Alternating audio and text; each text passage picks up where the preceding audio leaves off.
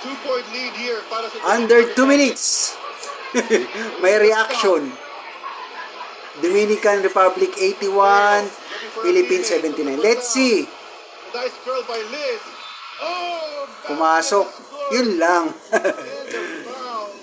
Well executed play there from the Dominican Republic. This is our 2 minutes reaction. Yeah, on that baseline exit screen.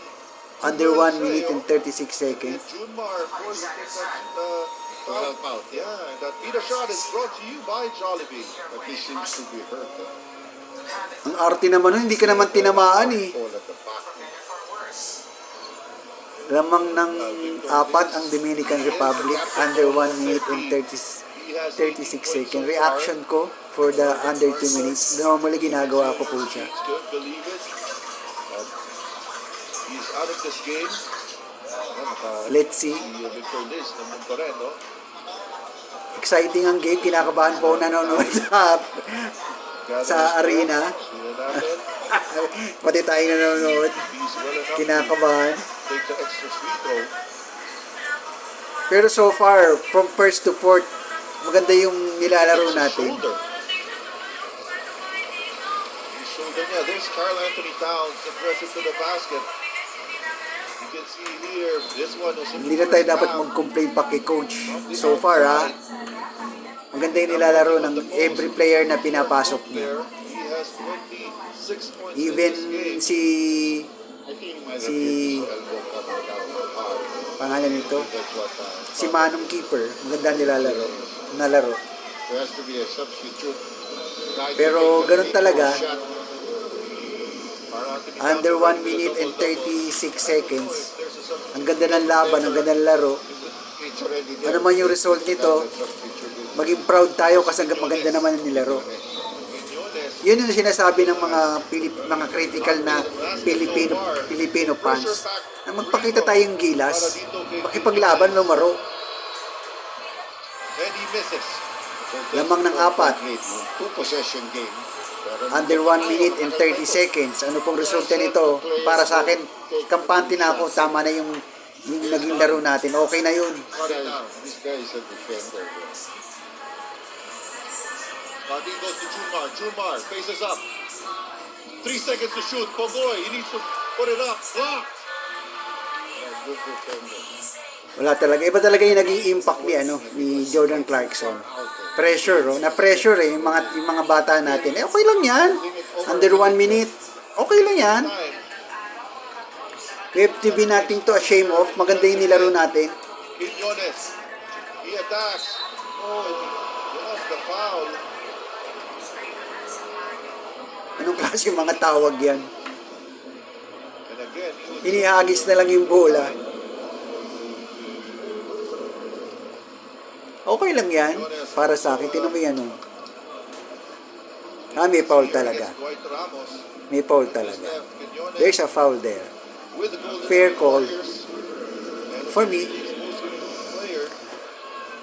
ako very critical na manonood ng basketball. And misses So again. far, under the circumstances na na-fouled out si Jordan Clarkson, maganda na yung nilalaro natin. The pressure at the Dominican Republic so Under far, 51 1 seconds. out of 32. Talo't manalo, maganda na nilaro ng Pilipino. Yeah, they've been given a ton of free throws, especially in this quarter. Kailangan makashoot tayo dito. Scotty now. Ramos. But he got to take a shot. Yes, it's taking too much time. Ramos, but there's the switch. Naku, tsaka mo ipapasa, maraming dribble. Scotty drives inside, loses the ball, but the ball will stay. Gilas Pilipinas, but let's see. The referees will confer. Ang daming dribble ni Dwight nung huli. The call. Yeah, this was reversed.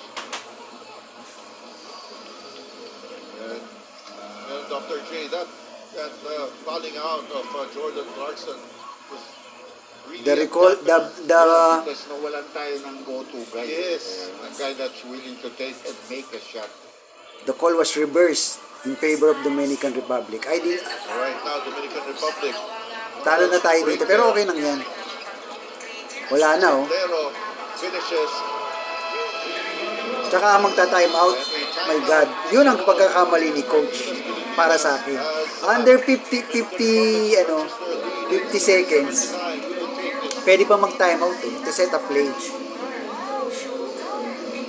You go to the rural area. Anyway, sabi ko nga, it's no longer disappointment for me na matalo tayo dito versus Dominican Republic. Kasi maganda na po yung pinakita natin as a team.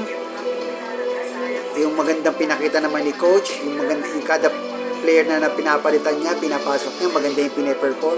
Ang disappointment lang ako, hindi na naipasok si Manong Kiefer. He's doing a good job. Yun po yung nakikita kong Live in the moments that matter most today. yung Smart Power on 99. the remaining of the third and fourth, hindi na pinasok si Manong Kiefer. That's for me is critical. Maganda yung nilaro niya ng first and second quarter. Hindi lang naipasok na yun. Under 13 seconds or what, lamang ng 6 or 5. Pakiramdam ko talo kasi sa huli ang Filipino team laging sa huli. Laging sa huli kinakapos tayo sa huli. Doon ang diferensya, kinapos tayo sa huli. That's part of the game. It's Dominican Republic 86, Philippines 79. Under 2 minutes, we're not doing good. Wala tayong go-to guy like JC Das. Jordan Clarkson Das. Dahil nga na-fouled out. At any rate, this is a good loss for me. As a whole, okay lang yan. Lumaban tayo, lagi na nga lang sa huli tayo kinakapos.